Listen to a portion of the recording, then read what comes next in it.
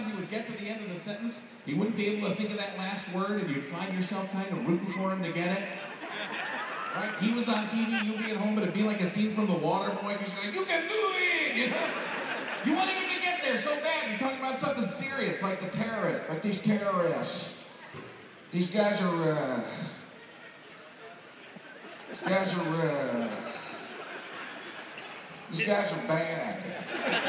Sorry, you had two choices, bad and not good. I'm sorry, but that took too long. Now, I've been working on the Obama impression, because people are like, you're doing the Obama impression? You have the president. Listen, I've been working on the President Obama impression. I don't have the voice down yet. I'm relying mostly on my physical resemblance to him.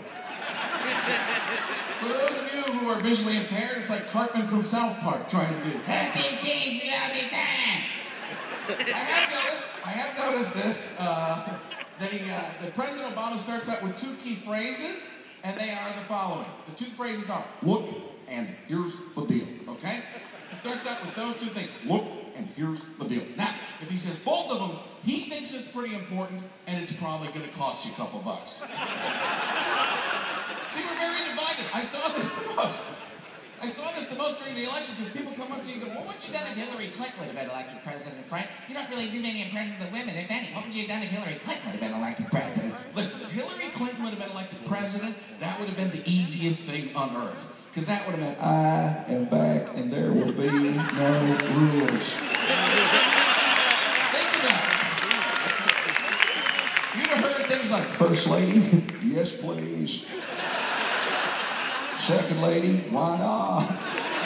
Third lady, bring them on high. Imagine the news stories you would have heard. They were unable to find the first gentleman again today. That's because they didn't check the hot tub. Things are fine. Where'd that laugh come from? He didn't have that laugh when he was president. That, I love me. Women love Bill Clinton. I don't know what it is. Bill Clinton could lie his way out of anything. That's the reality of it. Because honesty is the best, the best way to tell the truth. It's like the story of that puppet kid, Pistachio. When he told a lie, his nose would grow, and his father, Gelato, just want to make sure that puppet kid didn't get swallowed by a whale. But women do love Bill Clinton. I don't know what it is. I mean, Bill Clinton could lie his way out of anything. Bill Clinton could stand in front of you right now, look you all directly in the eyes, and be like, I am not here. You do not see me. I don't know what it is you're looking at, but it is not me. What is here? Isn't here just there without a T? That took me a second, right? Yeah, Hercules, baby. That's my little Hercules. Think about that. If the Monica Lewinsky scandal happened to President Bush, I know he's a totally different type of person, but if the Monica Lewinsky scandal happened to President Bush, there's no way he gets out of it. Not a chance in the world. Put him on the stand. Mr. President, you have relations with that woman, Monica Lewinsky? What did they tell me to say here? That was out loud, wasn't it? Shoot, I cannot believe I said that. There's two kinds of words, inside words and outside words. Inside words stay in, outside words come out. That time an inside word popped out. That's pretty good right there.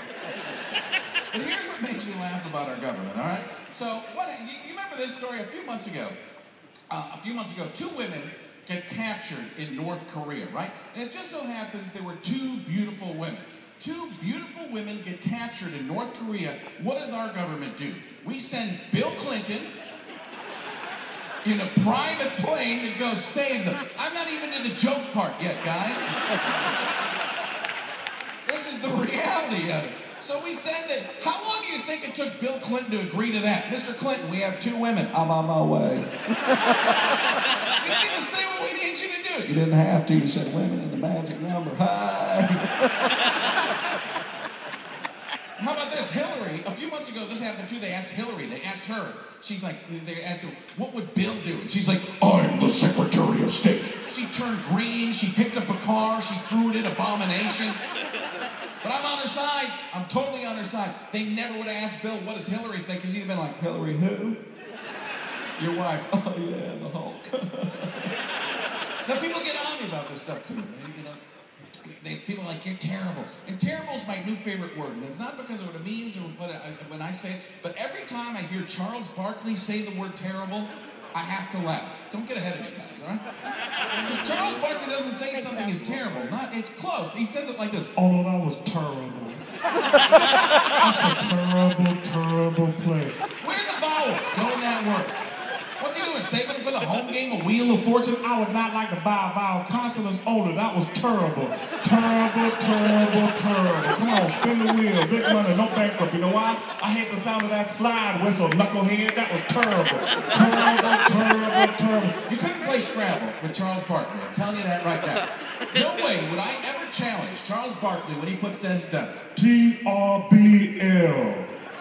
What's that? Terrible. What's that mean? It means horrible. What's that mean? It means really, really bad. It's terrible, horrible, knucklehead.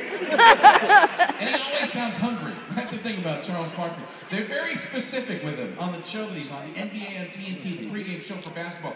Very specific with him. Because, for example, there's a team called the Denver Nuggets, all right? They always make sure to say Denver, because if you don't, you got a real good chance of losing Charles. They'll be like, what do you think of the Nuggets? I thought they were pretty good for dinner last night. Got some 100 different sauce. That was crazy. C-R-A-Z-A, crazy. What's that? That's a triple word score. You just lost again, fool. Terrible. And Charles got pulled over for drinking and driving. Now, I never find drinking and driving funny, not making fun of that at all right? But if it's Charles Barkley, I got to talk about it. He gets pulled over because he ran a stoplight. Could be very dangerous. The cop pulls him over, light goes on, and you know what Charles is thinking when he sees the cop? Oh, no, this is going to be terrible. But the interesting part of the story is where he was, who he was hanging out with, all right? Because he was at a nightclub. He was hanging out with Michael Strahan. Totally understand that. He was a former athlete, big guy, but he was also hanging out apparently with Jaleel White, okay? Now, I heard some giggles, because you watch too much TV like I have, and you know that's the guy who played Urkel, all right? What's more embarrassing to you, getting pulled over for drinking and driving, or people finding that out? You get pulled over. Sir, have you been drinking? Yes. Who are you with? I don't want to say. And then they go through his car, all right? They find in his trunk, in Charles Barkley's trunk, they find bear claws and wine coolers. There's an interesting combination for you. And for those who don't know what bear claws are, that's a pastry. Trust me on it, all right? It sounds like he was out in the woods. Hey, bear, give me that honey and I'll cut off your hands. Need that for my nuggets, knucklehead. So they find bear claws and white. I have a totally different vision of Charles Barkley because originally I pictured him by the pool drinking a Jack and Coke, hanging out with a guy like Strahan, but apparently he's like, hey, Urkel, do me a favor, grab me a donut and a Zima. The other night somebody yelled at me, Zima doesn't exist anymore. Yes, I do. I petted one at the zoo the other day.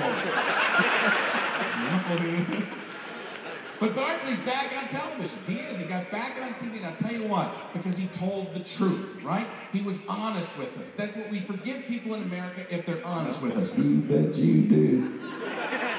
We really do. And then he didn't do that thing that a lot of athletes do when they do something bad. They read off they take the piece of paper. I apologize for the following reasons my lawyer says I should be sorry. He didn't do that. He said, I'm sorry, I'm a knucklehead. Tiger, transgressions, come on, that's just terrible. Transgressions.